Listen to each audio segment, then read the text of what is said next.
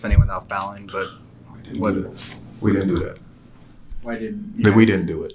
I don't know if there's a reason behind it. We didn't do it.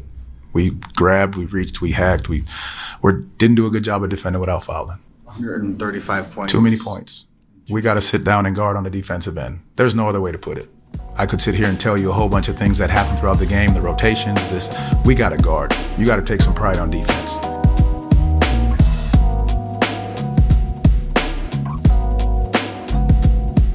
What's good, everybody? Welcome back to the All Things Basketball Podcast. I'm your host, Vic Lopez, as always, and what you just heard in that intro is obviously a pissed off Jamal Mosley. Absolutely fed up. I definitely watched the full thing. I watched Paolo on that. He was shortly after that, and, well, it was Franz, then Paolo.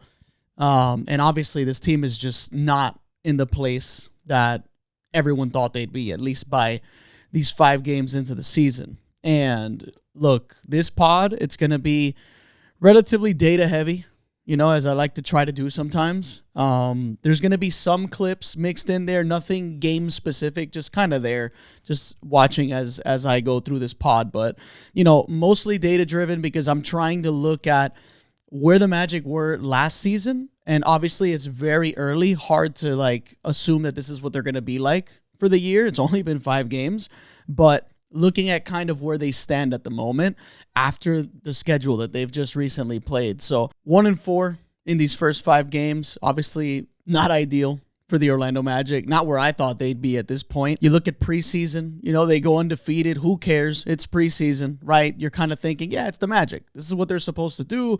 They have an easy schedule in preseason. Nobody takes preseason seriously anyways. So whether they win or lose, it didn't really matter. You see them win, you're like, yep, supposed to see that. If they lose, you're like, preseason, whatever. Then the season starts.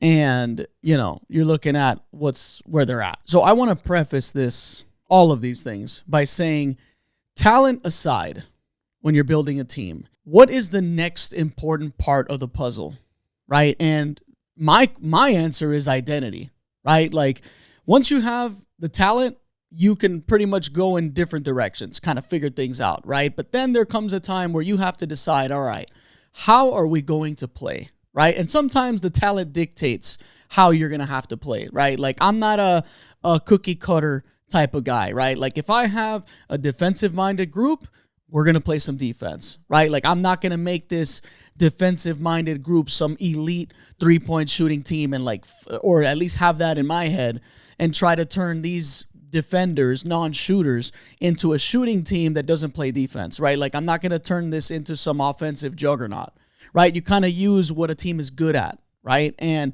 that brings me to the first bit of data that I want to show, because that's what the Magic's identity has been in the last 2 seasons. It's defense, high energy, physicality, just effort, right? I mean, that's the word that anyone would describe the Magic with. If you had one word to describe this team, I think effort is like just the number one thing that comes to mind. Obviously defense. And so I'm showing the graph right now. And look, you can see it trickling from the top down, right? So 2 seasons ago, they were 3rd in defensive rating, allowing 108.4 points to the opponents. And then the following season, which was obviously last year, 2nd in defensive rating at a 109.1. Opponents were scoring 105.5 points, which put them number 1 in the league. So not allowing a lot of points, right? And all of a sudden, this season, 5 games in, right, small sample, 23rd in defensive rating at 118.3. They're allowing 122.6 points per game. That puts them 22nd. And I go back and see, I'm like, all right, well, who's above them that I'd be like, oof, that's not good. And that's the Utah Jazz. They're worse right now than the Utah Jazz, who allow 120.8 points per game, as you can see in the graphic. So the Magic haven't held up to their name as an elite defensive team, right? Like, this is a team that we knew the offense was going to be an adjustment, right? They had Desmond Bane. Maybe guys get better. Jace Richardson, maybe he contributes right away as a rookie. Maybe he doesn't, right? Normal path. A guy that, you know, kind of can boost your offense, make good decisions in little bursts, knock down the open 3, maybe attack closeouts, you know, help in any way a rookie possibly can. Maybe we see a jump from Tristan da Silva, a player that I'm a real fan of. Franz, you're thinking about shooting. That's not going to happen anytime soon. Paulo, you're probably more optimistic about Paulo shooting the ball than Franz. And so you would think, okay, maybe this team isn't going to take a massive leap offensively, but you could probably expect them to at least be one of the better defensive teams. And man, here's another graphic that I just want to throw up, right? And we're going to compare all these stats to just last season, right? So we're looking at it right now. Opponent rebounds, right? They're 13th right now compared to 3rd where they were last year. Points off turnovers. This was something the team did extremely well last season. That's one of the few ways that this team actually was able to put points on the board, forcing opponent turnovers and scoring on the other end, right? And 29th so far right now. They were 6th last year. Looking at opponent points in the paint, they're 27th in opponent points in the paint. It's a paint party against the Magic. A lot of that is transition.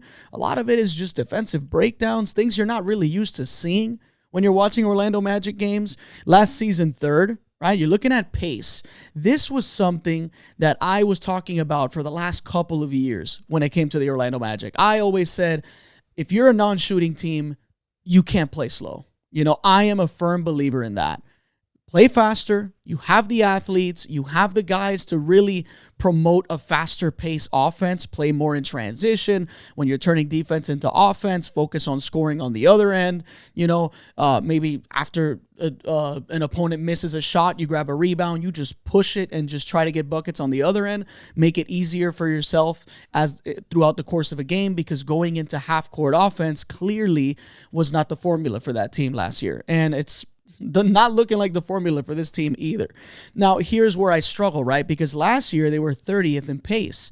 So that was horrific, right? Like, I'm looking at that and I'm like, all right, well, that's a little adjustment you can make to kind of solve the offense a little bit. Not that it's going to be this miracle solution that all of a sudden makes them a top 5 offense, but you would think, if they're like middle of the pack, more transition stuff throughout the games, maybe they look a little better offensively. And that hasn't really translated, right? Like, you're looking at fast break points, 9th also, which, last season 25th, right? But then I'm looking at turnovers, right?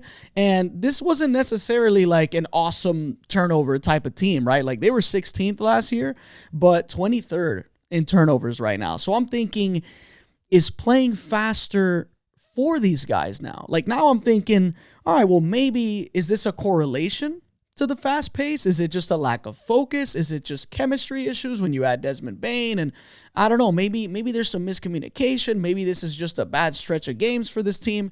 All of those things are possible to think about. They're all realistic. But when I'm looking at, all right, well, the turnovers are up, the pace is up, but the offense hasn't improved. So I'm thinking, maybe they just stick to their guns and see how it kind of plays out, right? Lock in more defensively and don't focus on picking up the pace so much. Because now I'm like, just 5 games in, I'm already panicking, right? And I'm not even like in the front office. I'm not even on the team. But I'm looking at these staggering numbers on offense, which I'm going to show you guys in a little bit. But, then there's the other question where it's like, oh, well, maybe it's the opponents, Vic. Like, maybe the opponents are just having like a really good time against the Magic. Maybe it's just that, right? So I'm looking at, they beat the Heat on their season opener, right? 121 to 125. By the way, that was a game they almost lost. Because I was watching and I was like, I had to watch it a couple days later because they block it out in my area. I live in Miami. So, I watched it after and I was like, man, they really almost blew that start. Then they play Atlanta and they lose to Atlanta. I think that game was at home. I actually don't have that in my notes. 111 to 107. No Kristaps, no Zach Risache, right? And that's, that's a team that you expect to be above if you're the Orlando Magic. Obviously, the Hawks fans, they expect to be above the Magic. Right now, the Hawks are in a situation themselves, like kind of a rough start to the season. I think Trae Young was injured too. I was watching a game where it looked like his teammate landed on him. And so, I don't know what's going to happen with that. But then they lose to Chicago. And I'm like, all right, well, Chicago's doing their own thing. They're playing fast. They set a lot of ghost screens, like I mentioned on a prior pod. These guys are just very fast-paced, and they look pretty in sync. They're a very fun team to watch on League Pass.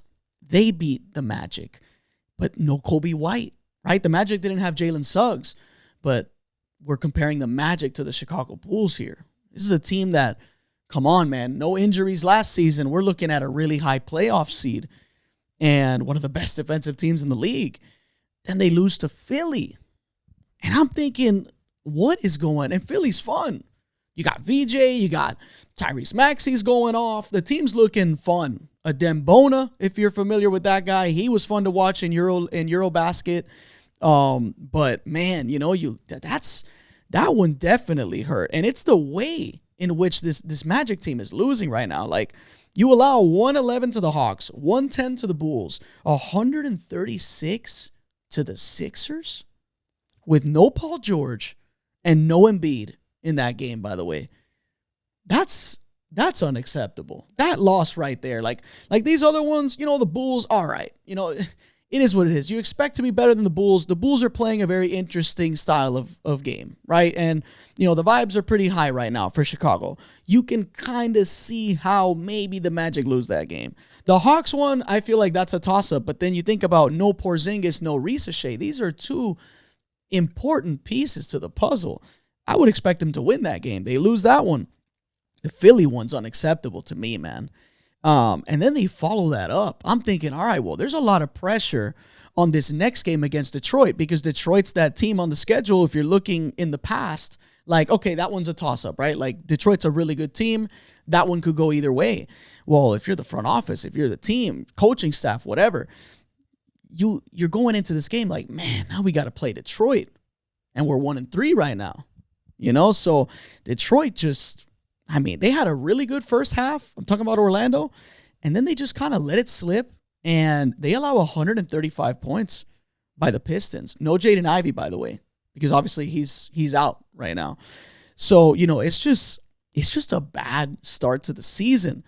And I look at some fourth quarter stuff, right? Like, this team has been horrific in the fourth quarter. 30th in field goal percentage at 38.9%. 30th in three-point percentage at 14.3 from three.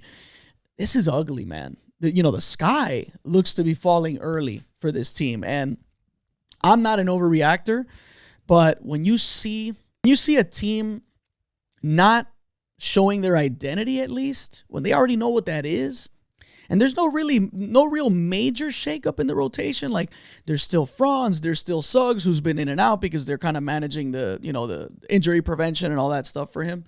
Paolo's out there, Wendell Carter's out there. It's not like, you got a couple of new guys in the rotation, but and no Mo Wagner is a big loss, right? Because you need that guy off the bench. He helps you rebound. He helps you score off the bench. Good high energy player, right? But, all in all, you expect this team to at least not be this bad on defense. So, I'm looking at the offensive rating, which, by the way, like, these numbers, like, they're consistent with last year, right? Like, they're still not good on offense. They're 27th in offensive rating. They're dead last in three-pointers attempted, which I guess if you're a bad shooting team, why take them, right? That goes back to my point earlier on this pod. And so they're last in three-pointers attempted, but they're also 28th in three-point percentage. So, like, they're not this team that, like, we take few of them and we make them at a decent clip. We're barely taking threes and we're not making threes. It's just a horrible place to be, especially nowadays where people are picking up the pace and shooting even more threes than ever before, because that puts your defense under pressure. That puts your offense under pressure because if you're competing with twos and by the way, like, they're number one in free throw attempts right now. So this is a team that can really draw fouls, but they're 25th in free throw percentage. So you're also coming up short at that end. So it's like, where is this team getting their points from? Because you're not getting them from the three-point line. You're not getting them from the free throw line enough, right? And all of a sudden, this just becomes a very scary situation, and particularly for Jamal Mosley, right? Like, when he signed the extension in March of 2024, if my note was correct, I thought to myself, and I have said it on a pod before, where now there's going to be pressure on Jamal Mosley because it's the classic expectation that we put on a coach, fair or not, right? I'm not saying it's fair. I'm not saying it's not. But it's the classic situation where this young team is on the rise and they make noise, right? And I'm talking about regular season noise. And they're competitive in the playoffs, right? They go 7 against the Cavs. They put up a fight against the Celtics, right? Like obviously that was a forgettable series for most NBA fans, but you saw a really nice jump from Paolo in that series. Franz played well, like despite the bad shooting and things like that. But, you're like, all right, Celtics, this is a team with championship pedigree. They're looking to defend the title. And, this is the young Orlando Magic, right? Small machine kind of trying to carve its own little path, right? And all of a sudden, they become this back-to-back elite defensive team with a great identity, a team that's very capable of winning a lot of games, especially in a weaker conference. And all of a sudden, I can totally see how the pressure is on Jamal Mosley. Because we're thinking, all right, well, now that you have this established team that has an identity, you have a potential future star in Paolo. Some people believe there's a potential future star in Franz. What are you going to do with it, right? Like, how do you continue to show us some progression? And people are going to argue, hey, man, progression isn't linear. There's ups and downs before you get to the top and whatever. All that is good stuff. But if there's one thing that I know about the NBA and that all of you guys should know about the NBA by now, is that the first guy to go is the coach. And fair or not, I really see this guy on the hot seat. And I know what you're going to say. The Magic, they're this franchise that doesn't pay a lot. So to fire a coach they just paid, I don't know the history. I wanted to go back and look and see how many coaches the Magic have had. Have they done a lot of crazy firings with a guy that was recently signed? Or are they willing to take the L? I don't have those answers. I didn't look that up, so I apologize. But when I'm looking at the first kind of domino to fall, I would have a hard time thinking it's going to be trade Franz or trade Paolo. Especially when they don't really have the help around them from a spacing standpoint, right? Like you've got these guys that you think can become shooters, but it's not clicking yet, right? And so firing the coach, what could it really do other than maybe I don't know, maybe establish some more defensive tactical ability? I don't know. I mean, they were good defensively last year. They were, some guys aren't on this team. You could maybe attribute it to that. Mo Wagner's gone for now, right? He's still recovering from that. He's doing his little rehab for the ACL. I don't know, but all I know is all of this is pointing, at least in my eyes, to Jamal Mosley's on the hot seat. And I think that it won't be long. I don't know how many more of these bad losses and angry press conferences. And frankly, it looks like the guys that are being interviewed in these pressers, they don't even know what to say. In these pressers, right? A lot of it's repetitive. A lot of it is we just got to play harder. It's a lot of that stuff that you start to hear over and over again. You get the coach saying guys aren't playing hard, guys aren't locked in. We need to be the defensive team. We're not playing defense. We're not getting stops. And he is correct in saying those things. But this was a team that, I've mentioned a million times on this pod, defensive machine. And all of a sudden, that identity's gone 5 games into the season. And the offense is obviously still where it was a year ago. So my question to Mosley is, how creative can this coach be for offensive solutions? How much does he really have ammunition-wise with this kind of roster to fix the offense, right? That's the part that it's easier said than done, right? You could be we'll fire him, we'll get Mike Malone, we'll hire a different coach who we think is going to be better. Is he going to turn these non-shooters into shooters all of a sudden? That's the part that I give Mosley, a little bit of slack, right? But then you think about the defensive stuff, and now you wonder, is it effort? Is it a lack of focus? Is it the classic cliche where people start to throw out those headlines where he's lost the locker room, right? Which is kind of crazy to think 5 games into the season. After a good preseason, which, again, you take that however you want, right? Who cares about preseason? But, I don't think they're in a good place.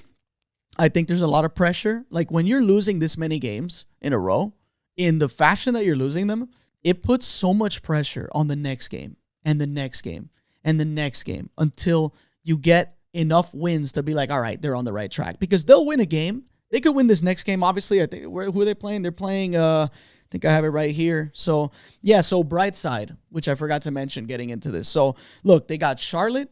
They got the Wizards. They play Atlanta again, right? And I don't know if Trae Young's going to be out for that game. I think they mentioned it was a sprained knee during the game. I don't know what they ended up ruling it as.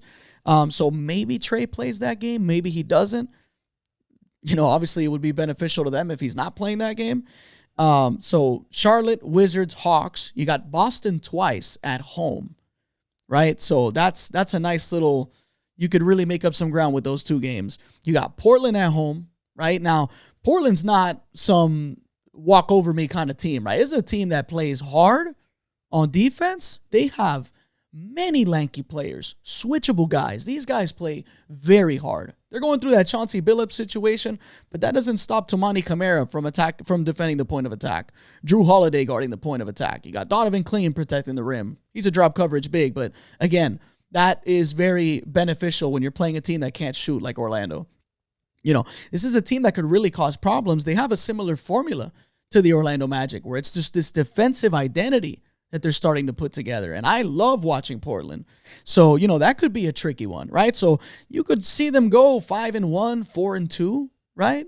In this kind of stretch, which would still put them under 500 by the end of that, right? So tricky situation.